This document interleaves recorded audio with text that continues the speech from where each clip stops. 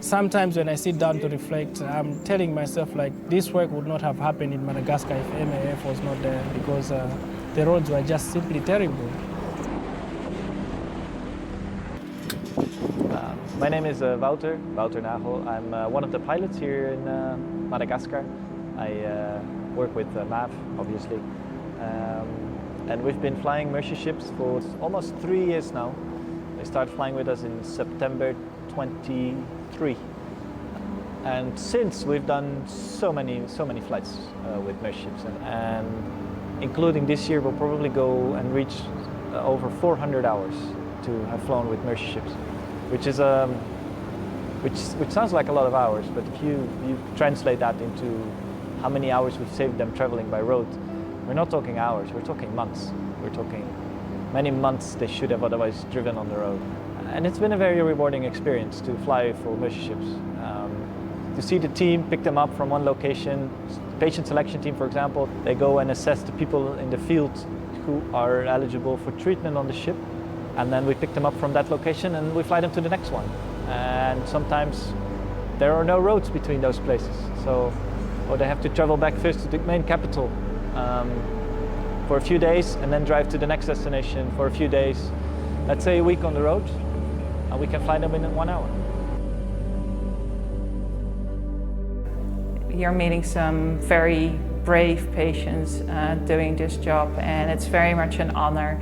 And a blessing to meet all these patients and their families that walk over these narrow paths to come to a larger town to see if there's anything that can be done. And I think that's special about the work that MAF is doing, in being able to reach those communities and get so close to the patients.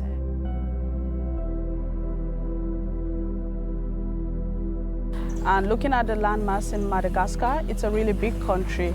It takes days to travel to other neighboring districts or regions around.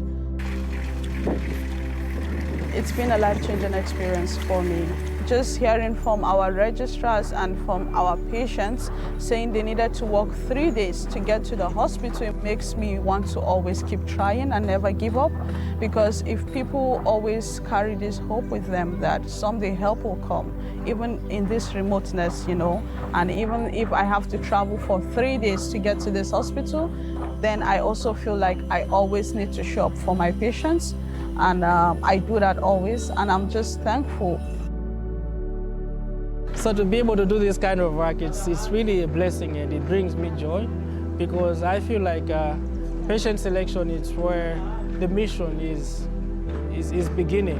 And this really takes a lot of planning, beginning from registration, and now we're doing field consultation to make sure that they are physically fit to be seen by the surgeon. So this is very important because we are able to interact with their patients, we are able to listen to their stories, and we are even able to understand deeper how best we can be able to help them before we send them to the ship. We can't sail the ship in the country, but I think that's kind of where our organizations meet each other, because our patients are in the country, and so for us having the opportunity to fly to these more remote places, to these places that are hard to access, is really a blessing. And then having our safe surgical platform on the ship, that we can provide these surgeries and aftercare and releasing them back into the community burden-free. No additional care is needed, and they can continue to be a blessing to their families and their communities. I think it's beautiful to see that partnership there and see that we can come together in this world.